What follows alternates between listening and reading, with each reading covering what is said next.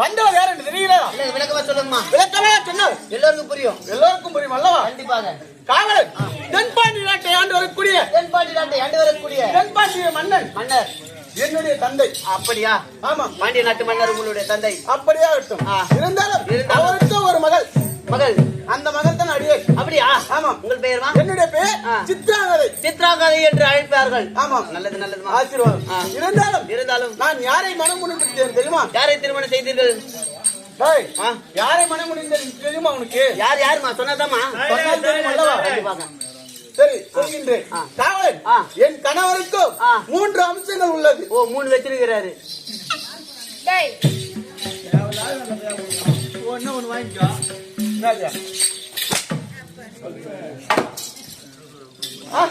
இத்தனமா 3 சொன்னீங்க.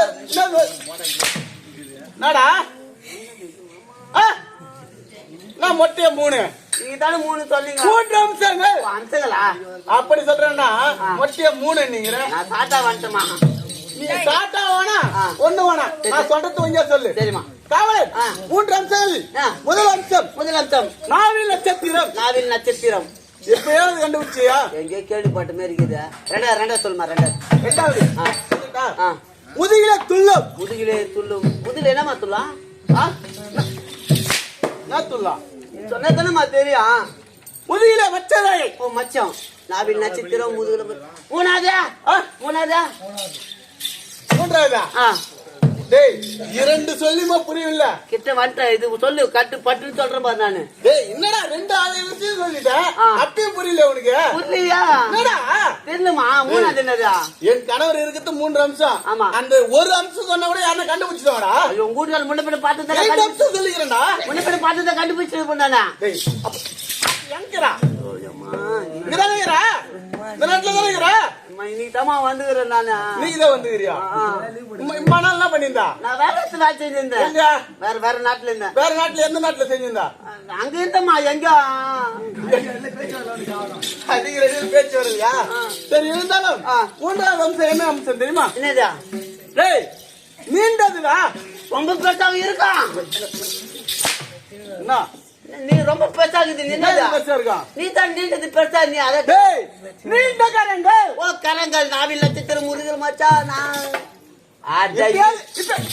கண்டுபிடிச்சா இல்லையா? கண்டுபிடிச்சமா சொல்றேன். அர்ஜுன் மகாராஜா தானே? அவன் தானே என்னுடைய கணவர். சரிமா. புரிந்ததா? தெரிஞ்சுக்கணுமா? தெரிஞ்சு அர்ஜுன் மகாராஜா உங்க வீட்டுக்காரு என்கிட்ட எப்படி இருக்கணும்? கொஞ்சம் பயத்தோட தான் இருக்கணும். பயத்தோட தானே இருக்கணும். பயம் இருக்குது உடம்புல இருக்கணும். நாகேந்திர மன்னர் அவருக்கு மகளாக பிறந்து அர்ஜுன பெருமாளை மாலையிட்டு என்னை எப்படி அவர் மாலையிட்டாரு? எப்படி? ஆத்தங்கரை ஓரத்தில் நான் ஜலவரியில் இருந்து குளிச்சு இருந்தீங்க. அப்பொழுது அவர் 32 லட்சணத்தை பார்த்து திருமணம் செய்தேன். நான் திருமணம் செய்திருக்கலாம். ஆமா. உங்கள் பெயர் என்ன? என் பெயர் நாகக்கண்ணி. ஆகட்டும். எனக்கு ஒரு மகன் இருக்கின்றார். குழந்தை இருக்குதாமா? குழந்தை பேரு அரவப்பாலன். நல்லதுமா. அப்படியே ஆகட்டும்.